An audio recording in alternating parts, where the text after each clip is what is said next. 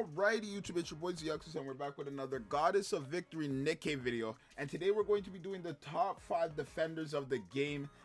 Probably will have honorable mentions. Now the reason why I'm doing the defender one last is because this is going to be the hardest one to make, I feel like, out of the other two. And the reason being is because defenders are the characters who either have a shield or who increase their defense or everyone else's defense by a lot.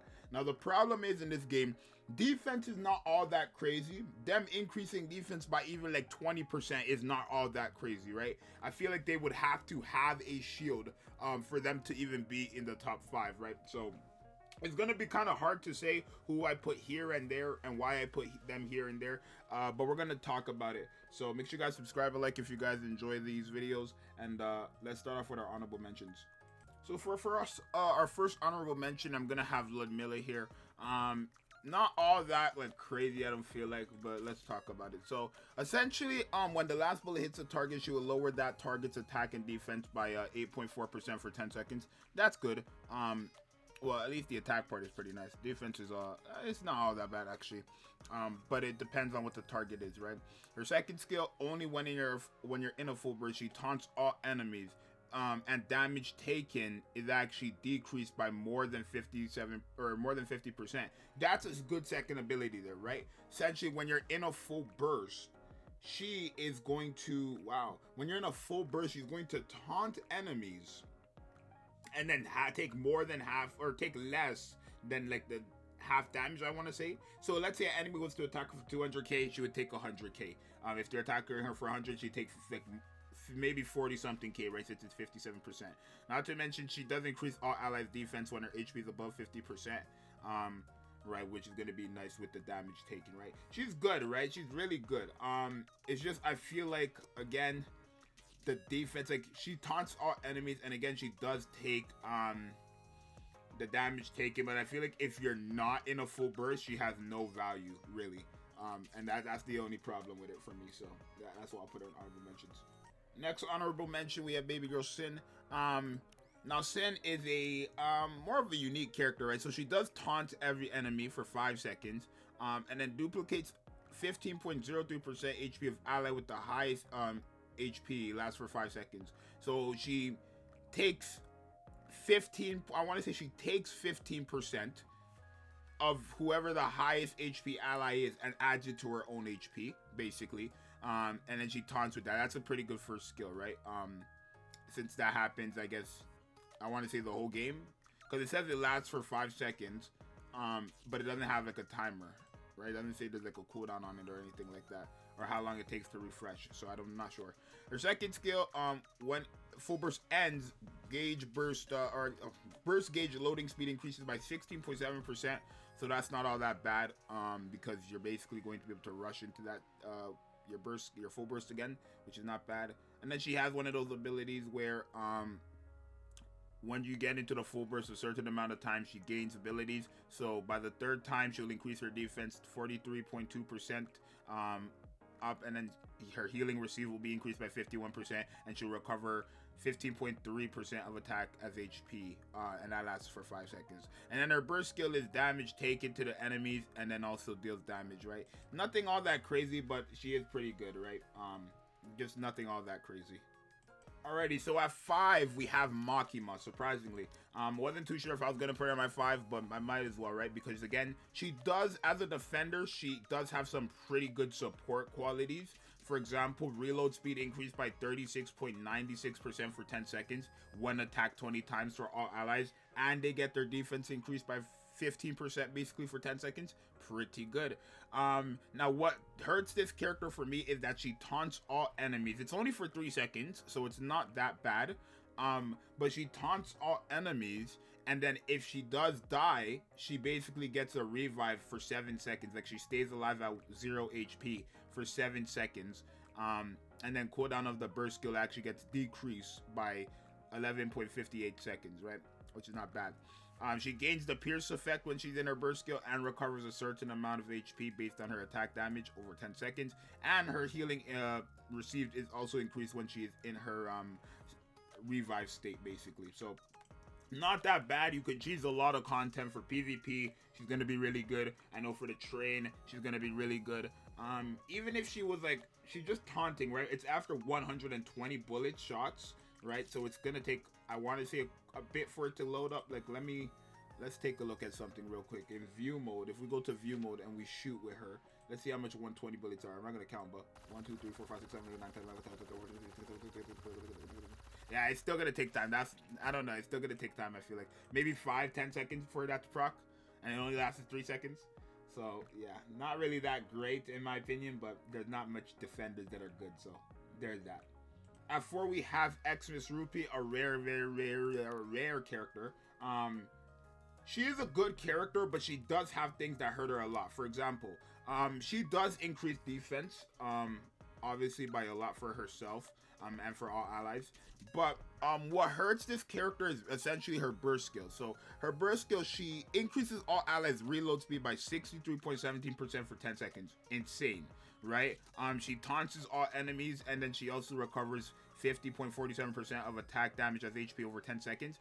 But the problem with this is that she re-enters the burst skill stage 1. Now that is a problem, or it could be a good thing, right?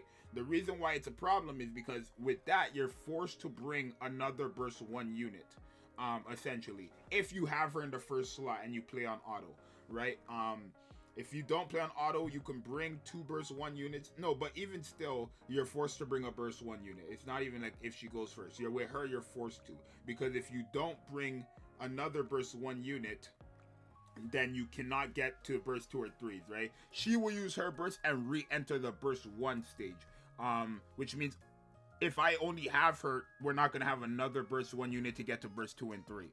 That's the only thing with her, and that kind of does hurt her because it kind of like limits her team, for example, right? Like, let's say I want to use someone like Polly, who's a 40-second burst 2 unit. I cannot use a burst 2 unit that has 40 seconds whatsoever because it's just not going to work in terms of the rotation for this character and for like burst 2 and 3, right? If I have a burst 2 40-second and 2 burst 3 who are 40 seconds, I'm not going to be able to rotate.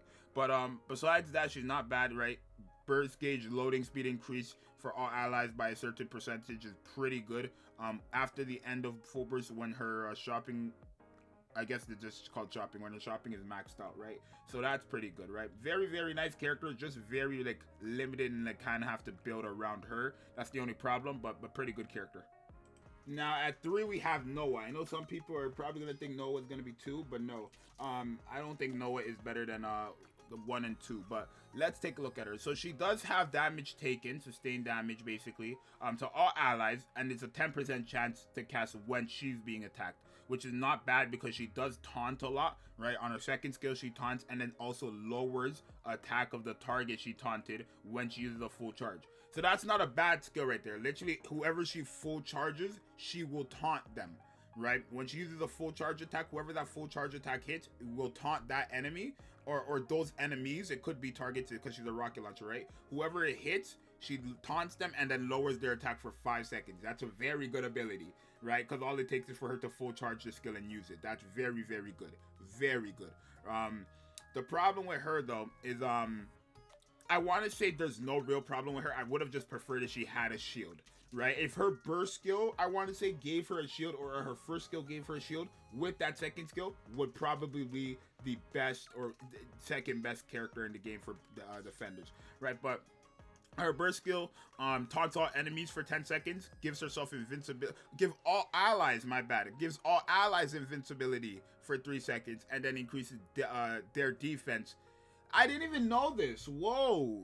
She gives all allies invincibility and then increases all allies defense by 133%. That's good, right?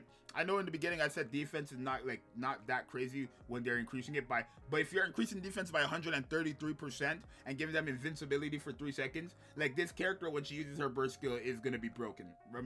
It's 40 seconds, which is fair because it's going to all allies, but it's going to be broken realistically. Really broken. So yeah, that's nice. Now we have Polly here at 2. Now Polly, as a defender, as like a general tank, she's not better than Noah, obviously, but she has more of value than Noah, I feel like, because she actually does increase attack or allies attack by a pretty good chunk, right? So after 5 normal attacks for 10 seconds, all allies increase their attack by 5.4 6% for 10 seconds. Pretty nice. Herself and 2 allies with the lowest HP actually increase their damage or their defense by 23.51% for 10 seconds, and they get the sheer damage taken for 10 seconds effect. Very, very nice. And then her burst skill increases all allies attack by 44.55% for 10 seconds, and then she also gives herself a shield equivalent to 22.27% of the caster's max HP, which protects all allies from damage, and that lasts for 10 seconds. That's not bad. 22.27% of her max HP is pretty good, right? She's probably not going to like just die when she gets hit. I want to say probably in like end game she will, but this is still good, right? She's a support defender, I want to say, because again she's increasing allies defense or attack like by a lot too, right? So that's the only reason why I want to say she has the shield too, which is again very good, but mainly because she can increase the attack by a lot for a defender, right? Very good. And that one we have Senti. Now Senti is not a character who, like, I want to say she's not a character who does anything for the team besides the damage take or the defense down for 5 enemies with the lowest HP, but she is a very good character. So activates when hitting a target with full charge. She lowers her cooldown of skill 2 by 9.16%, right? So essentially with that, let me do the math.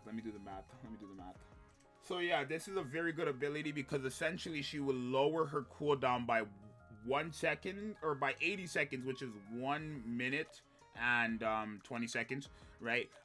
Reason why that's good is because her second skill is a 9-second ability that lasts for 5 seconds. So that's 5 already minus 9. That's 9 minus 5. That's 4 seconds, and now minus 4 by 1. So it's going to take every 3 seconds she's going to get a shield equivalent to 6.38% of her max HP, which protects all allies. The reason why that's good is because again in this game how shield works is it's like an absorber shield. It doesn't overlap to your HP. It doesn't tank damage and then the rest overlaps to your HP. It just tanks you and protects you from damage, right? So if her shield is equivalent to 1%, like 1% of sustainability, and she gets hit for 1 million, it's just gonna do 1 damage. That 1 million is gonna turn into 1 damage. That's why it's broken, because she gets that every other 3 seconds. Literally, after the first 9 seconds, it will take her every other 3 seconds to get that ability, and that is way too broken. That's like literally the most broken thing in this game. Probably the most broken thing in this game, right? One of the most broken things, right? And then her burst skill again just deals damage and lowers defense for 5 enemies with the lowest HP. Pretty useful, but what makes her shine is that burst 2 and burst 2 skill is what makes her shine, but how her burst 1 works with her burst 2 skill is what makes her shine, right? She's literally just a character who just tanks and tanks and tanks. Literally, like, realistically is not gonna die, right? Realistically, Senti's never gonna die. Unless like everybody else is dead, I want to say. So this is going to be the best defender in the game. So number 1 is going to be Senti, 2 is going to be Polly, could be Noah. I'm like more leaning towards Noah now that I know it's all allies that get that defense and invincibility buff. I didn't even know that, right? And especially if you run these defenders with Biscuit, oh my god. But yeah, I'm gonna say 1 is Senti, 2 is Polly, 3 is Noah, 4 is X Miss Rupee, and then 5 is Makima for the best defenders of this game as of right now. You guys let me know if you agree or not. I'm not gonna be surprised if people don't agree, because again, I would say this tier list, or not this tier list, but this top 5 ranking was the hardest one to make, because defenders all have different types of value. As supporters and attackers kind of all do the same thing, defenders all bring something different to the table, right? So it is kind of harder to again say who's top 5, but this is going to be my top 5. You guys let me know if you agree with me or not, and I'll see you guys in the next one. I'm out. Peace.